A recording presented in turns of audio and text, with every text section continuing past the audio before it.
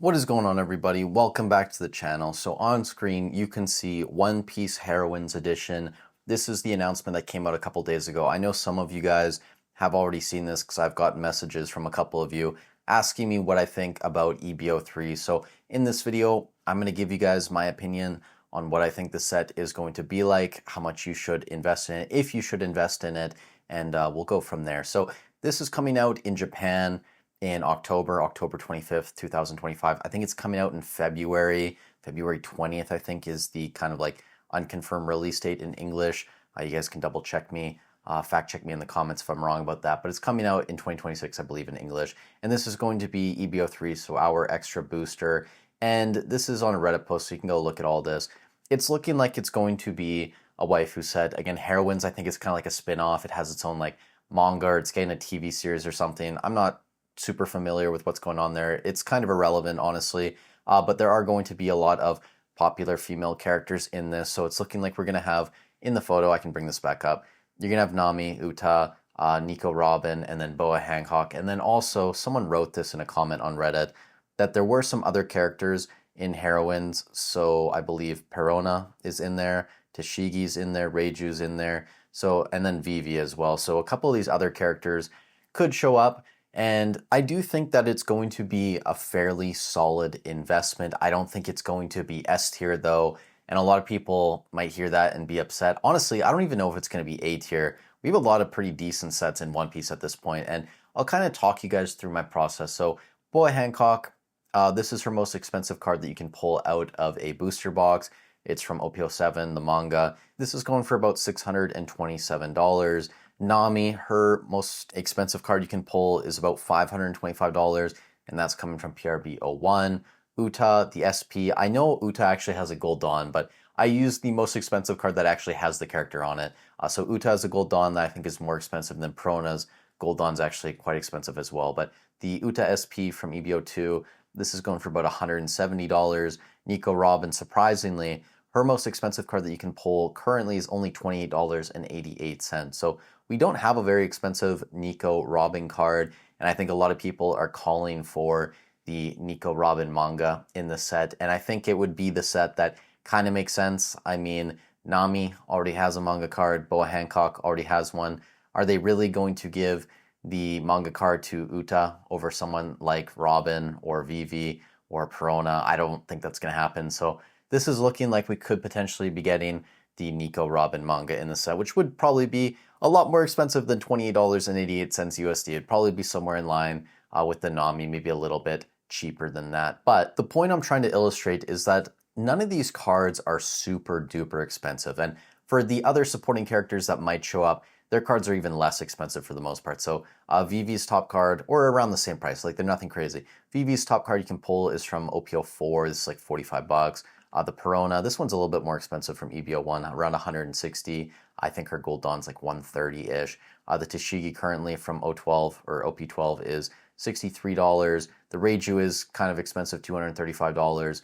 But none of these are, standout $1,000 cards, right? They're not a Luffy manga or a Shanks manga or a Goldie Roger manga. They're none of those top characters. So I think Bandai, if they want to make this into an S tier set, they're going to have some level of gimmick. Maybe they create a new card, maybe we get a God Pack, maybe they have more than one manga. They're going to have to do something to elevate this set above probably like a low A tier investment, in my opinion. Now, maybe you can move it up a little bit more because it is going to be an extra booster, and historically the extra boosters have done very well in One Piece. You guys know EB-01, now pushing like $350, $360.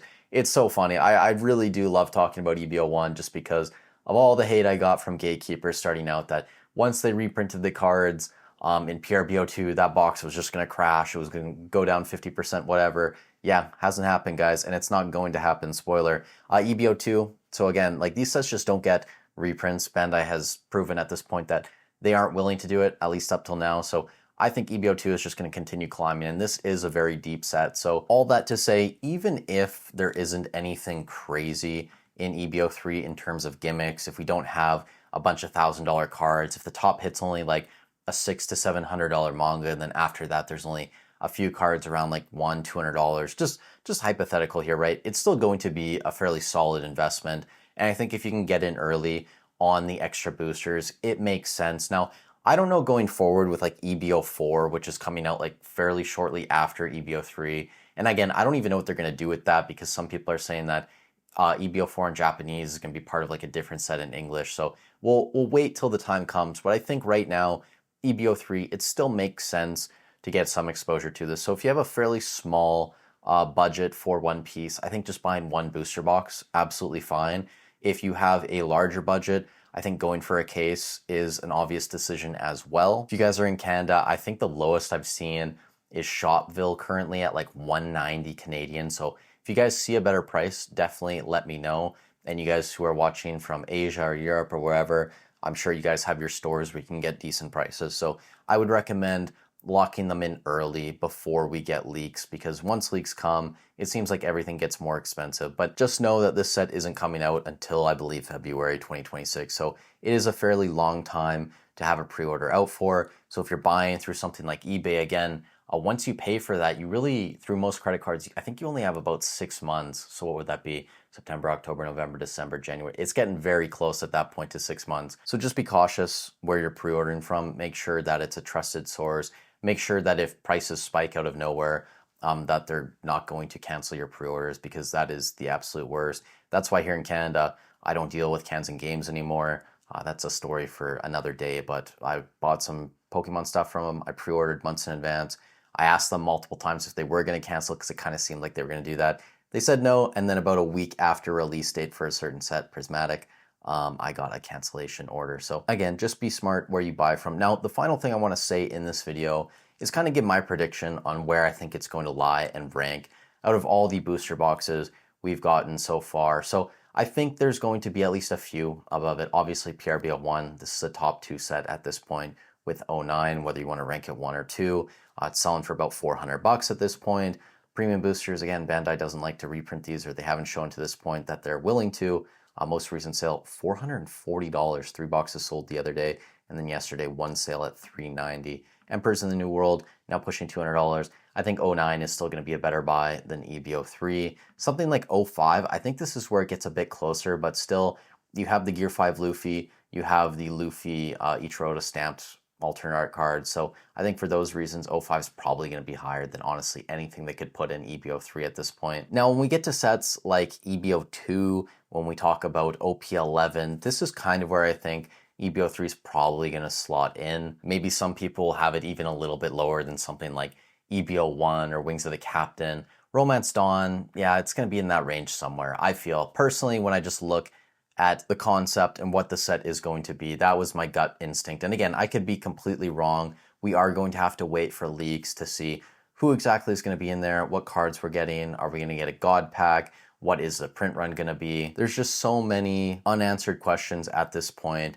to really know exactly what's going to happen. But again, you have to be cautious, because PRBO1, or excuse me, PRBO2, that's coming out in like 2 months, less than 2 months in English.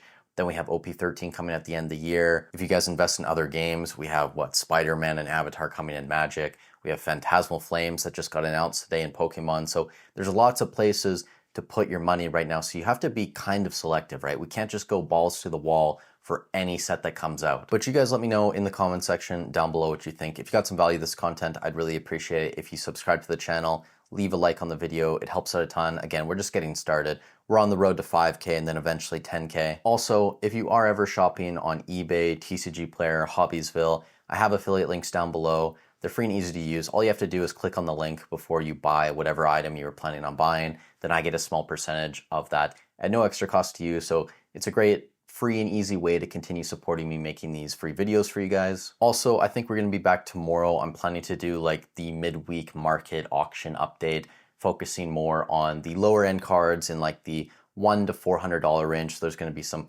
graded SP cards and other things like that. But with all that said, thank you guys so much for watching the video. Stay safe wherever you are in the world, and I'll catch you in the next one.